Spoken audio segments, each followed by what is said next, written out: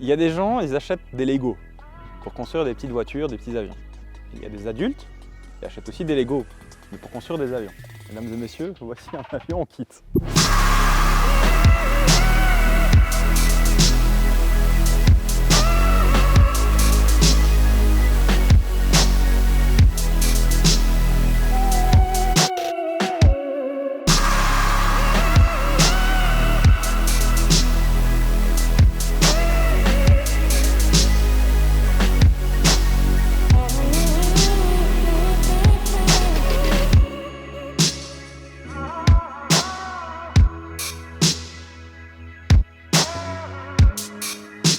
Aussi étonnant que ça puisse paraître, le Vans RV4 c'est vraiment un avion en kit. J'y croyais pas quand Stan m'en a parlé. Et dans le sens où c'est vraiment une entreprise qui ne construit pas, n'assemble pas son avion. C'est ça. Alors tu peux avoir certains modèles qui sont déjà commencés à un certain stade, mais au final c'est toi dans ton garage qui va continuer à finir l'avion en fait. Et qui va assembler toutes les pièces. C'est littéralement un avion Lego. C'est ça. Donc l'idée c'est qu'on est dans les années 60 à peu près et il y a un monsieur Vance qui achète un avion, essaie un peu de le modifier mais n'est pas tout à fait convaincu par ce qu'il arrive à faire. Et du coup il s'est dit je vais construire le mien. C'est ça, c'est voilà. Totalement ça. Donc il commence à construire pièce par pièce et puis à assembler son avion et forcément ça marche, ça vole. Bah oui, ça vole même très bien. Et du coup, l'intérêt autour de cet avion commence à grandir et plusieurs personnes commencent à lui demander mais attends, est-ce que tu peux nous faire des pièces détachées de ton avion? J'ai aussi envie d'en construire un. Ce qu'il a commencé à faire au départ, c'était des plans, il vendait des plans en fait de son avion qu'il avait construit. De là après s'est découlé le RV3. Qui est un avion monoplace avec lequel on peut l'assembler en kit dans son garage, puis partir en vol ensuite une fois que c'est tout validé. Après, comme tu dis, est né le magnifique RV4, qui est nul autre qu'en fait un RV3, mais un peu plus allongé au niveau du fuselage, parce que il faut caser maintenant 2 personnes à la place de 1. Et au fur et à mesure, l'engouement autour de cet avion grandit, et puis Monsieur Vance on finit par créer son entreprise d'aéronautique. Donc c'est un constructeur aéronautique qui n'assemble pas ses avions et qui construit seulement les pièces de Lego pour l'assembler dans son garage. C'est ça. Pour des grands enfants. Exactement. Tu reçois chez toi d'abord un paquet en bois dans lequel tu as les plans de l'avion.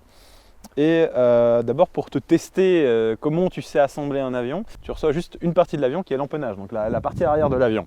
Si tu arrives à la monter, tu as passé le test de l'entreprise, ils t'envoient le reste. C'est une machine qui est simple à construire parce qu'il ne faut pas faire un peu de biseau ou des trucs comme ça. Non, le trou, la pièce elle rentre dans le trou, il n'y a pas d'outils spécifiques à avoir, il y a juste des rivets à avoir, grosso modo.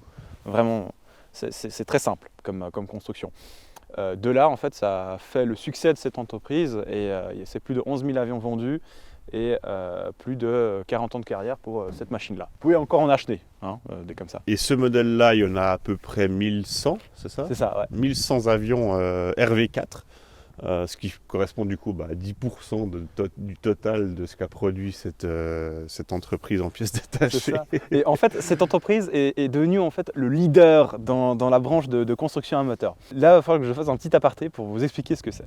Dans l'aviation, il y a des modèles qui sont certifiés, c'est-à-dire des avions, des constructeurs qui sortent d'usine, ils sont déjà faits, ils sont certifiés, ils ont toute leur paperasse qui est faite, signée, machin. Tu arrives, tu achètes les clés, tu fais ta petite paperasse au niveau des assurances, tu achètes, c'est bon, tu vois. Et il y a d'autres avions qui s'appellent des avions non certifiés. C'est en fait tout ce qui appartient à la catégorie expérimentale. Cet avion est un avion expérimental et c'est le modèle le plus vendu parmi les avions expérimentaux. Cet univers justement d'avions expérimentaux a arrivé à un paroxysme où en fait il y a des gens qui adorent construire des avions. Ils s'en foutent de le voler, ils veulent juste construire un. Alors ils achètent un kit, ils le construisent. Et au lieu de partir en vol avec, parce qu'ils ont leur avion qui est construit, non, ils sont déçus. Ils le vendent et ils recommencent. Parce qu'ils adorent ça, ils adorent le fait de construire différents modèles d'avions par eux-mêmes. Du coup, ça fait de toi un mini fabricant d'avions.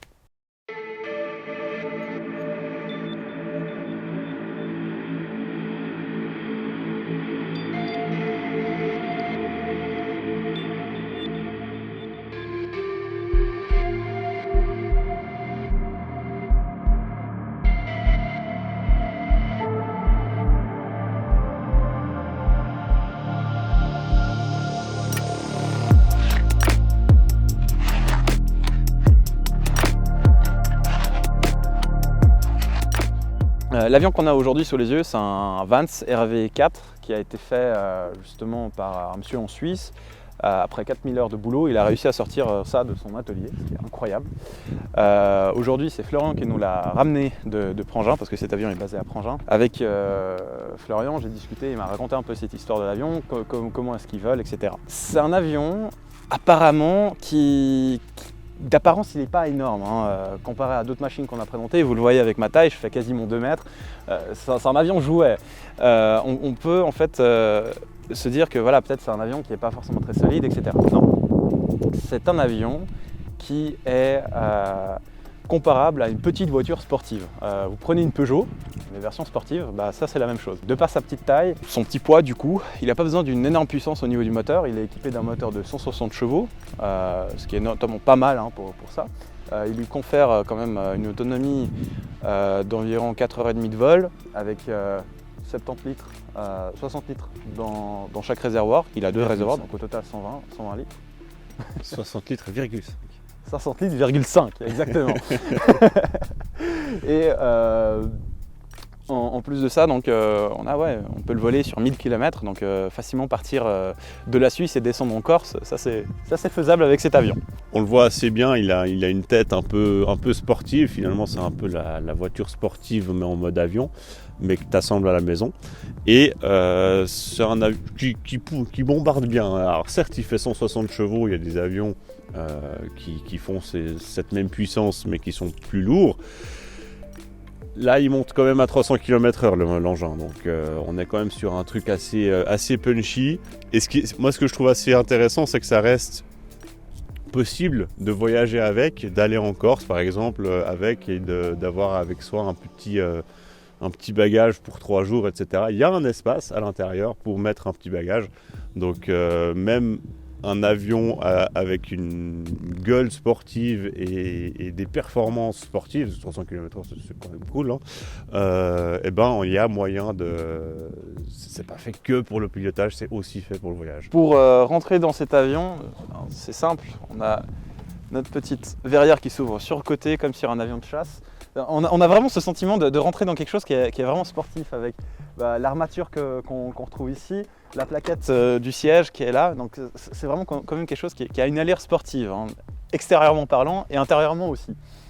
Au niveau de l'équipement, c'est quelque chose qui est très optimisé, qu'on retrouve dans tous les avions, c'est-à-dire un horizon artificiel qu'on le voit au centre, l'indicateur de vitesse, une radio, un transpondeur. C'est un avion mais sportif pour s'amuser avec. Moi par contre, je pense pas que je rentre dedans. On essaye. Allez. Attends. Tu vas casser tous les boutons. T'es pas adapté à cet avion, mec. Je crois pas que je suis adapté pour cette machine. J'arrive pas à passer plus loin parce que mes jambes se mettent dans le tableau de bord. C'est pas un avion pour moi. C'est pas un avion pour moi, ça. Du coup, si vous faites moins de 2 mètres, bon, moi je fais 1m95, mais si vous faites moins d'1m95, peut-être c'est pour vous. Je vais essayer de monter dedans. Alors tu marches que sur le noir. Parce que je fais que 1m80, mais je suis pas tout fin non plus.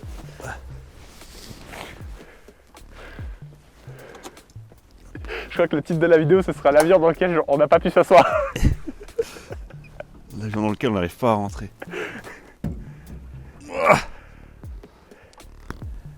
Ouais, t'as vraiment l'impression de monter dans une BM sportive. Alors faut que tu mettes les jambes plus loin. Ouais, non, je sais. Hop. Lui, il est bien là. Par contre, je pense que je touche la vitre. Quand on va refermer. Attends,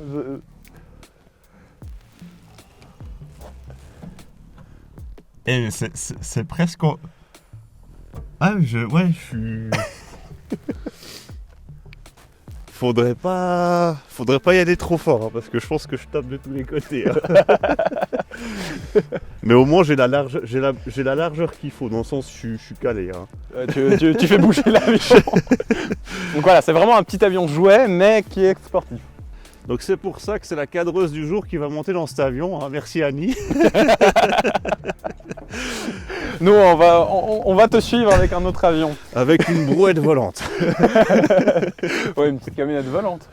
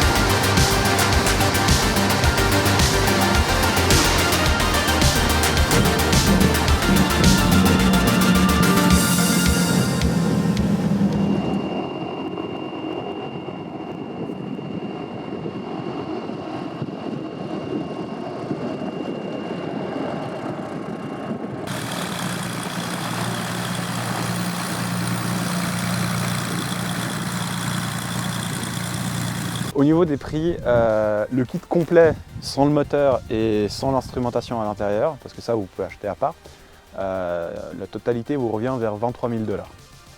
23 000 $, tu as des planches de métal, tu assembles et tu as un avion. C'est génial ça. D'ailleurs, un truc qui est incroyable, et pourquoi Vans est vraiment un leader dans ce domaine-là, c'est qu'ils ont la qualité des pièces qui est irréprochable. Ce qui a fait la réputation vraiment de cette entreprise, c'est que chaque pièce s'emboîte parfaitement. Le degré de tolérance qu'il y a dedans, il n'y a pas de tolérance pour le défaut.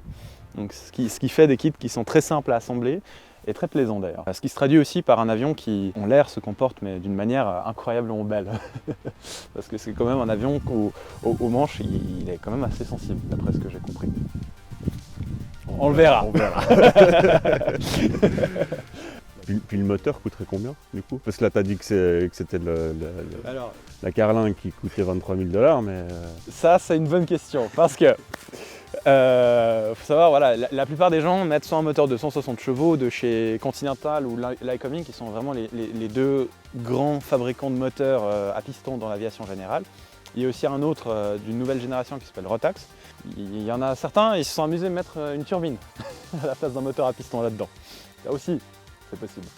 Tu peux mettre un moteur de voiture, tu t'en fous parce que le truc c'est que c'est un avion expérimental. Bon, ça va être lourd, hein. Oui, ça va être lourd, c'est clair. Mais c'est un avion expérimental. Donc de là, tu peux te faire plaisir. Et ce sera en fonction de ton budget. Bon, on vous aime bien la Rega, mais si vous pouviez faire une vidéo avec nous, ce serait encore mieux.